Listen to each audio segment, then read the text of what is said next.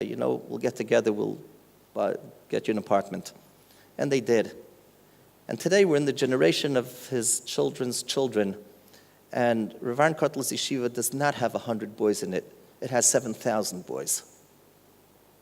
It's Lakewood, of course, with all its branches throughout the world. The bracha that we've seen is not something to take for granted. This is all a part of the havtacha that HaKadosh Baruch Hu gave to Am Yisrael. I remember some time ago, I went to the shiva of a relative. And there were some old-timers sitting around from Chicago. Chicago today is a Ir Ve'im B'Yisrael, is a city full of Torah and full of Tefillah and full of Chesed and full of beautiful Kehillas. And they were sitting around and talking in those days. And we're not talking prehistoric. I'm talking about people that I know, but they're older now. They were talking about how in those days there was nothing in Chicago. And a group of Alabatim got together and said the only way we can ensure a continuation of Jewish identity is if we work on education.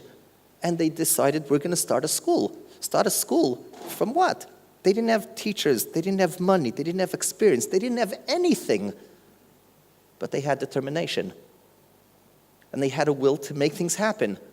And you know what? They did.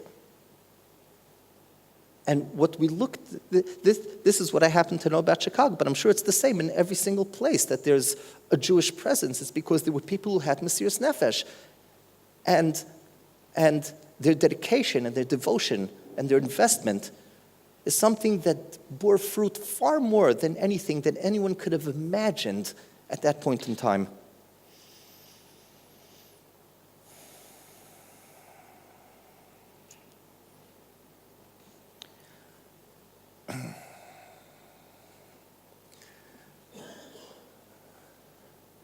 I read once a story about a Ger Chassid. He lived before the war in his shtetl with his wife, with his children. It was a tiny little farm that he had with a few cows and goats and chickens. Then the Nazis came.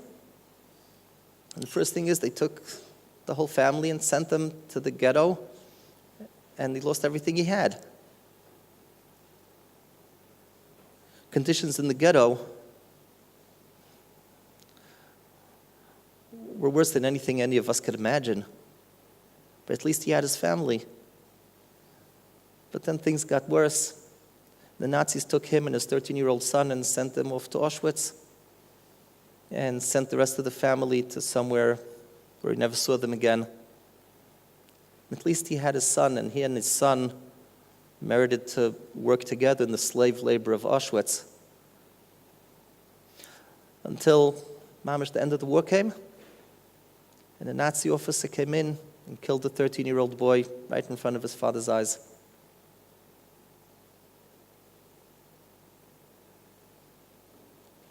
Wow. And he was left with nothing. And then the war came, and then the end of the war came, and he was liberated, and he managed to make it through. And he was in the prisoners' camps, the liberated, the survivors' camps, thank you.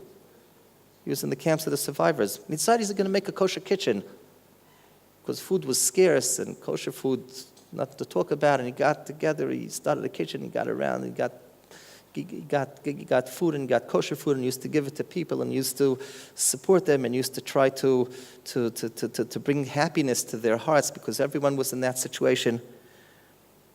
And someone asked him, how could you be happy in such a situation? In your personal situation, you lost everything. You lost everything you had. You lost your whole family. You lost everything. How could you be happy? Like, how could you do it? And he said, logically, what should happen now is I should be depressed till the end of my life and then die a depressed man and not do anything. You know what? That would be another victory for Hitler. Because that's exactly what he would like that should happen. And that victory, I'm not going to give him. And he decided that his battle is to build Am Yisrael to the extent that he can in his little corner. And that's why he made a kosher kitchen, and that's why he went and supported people and gave them whatever amount of joy he could give them. A friend of mine is a son of survivors. His father was married with a few children before the war, and his mother was married with a few children before the war. And his father's whole family perished, only the father survived, and his mother was the only one from her family who survived, and everyone else died. And they met after the war. And the father told the mother, let's get married. Maybe we'll have the kids. And she said, I had already kids before the war, and they were all killed. I just can't go through this again. I don't have the emotional capability to do this. And then he told her, you know what? Let's get married, and Mirz Hashem will have a boy, and we'll call him the name of your first husband in his memory. And she said, you know what? For that, I'm willing to do it. And they got married. And they had a child who was named for the first husband who was killed by the Nazis. It was a beautiful family today.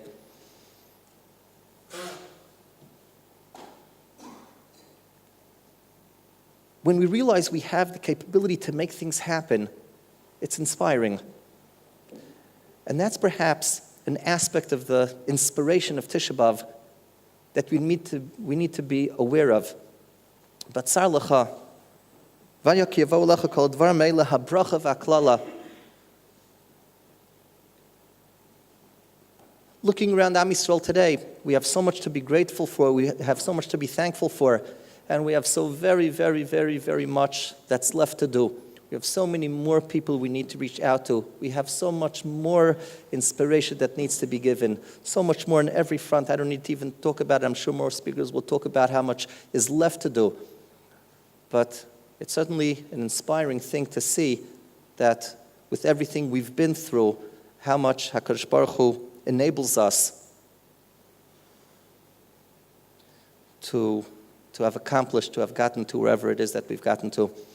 So let's put our minds to the kinos, to the churban, to the potential geula, to the potential each one of us has.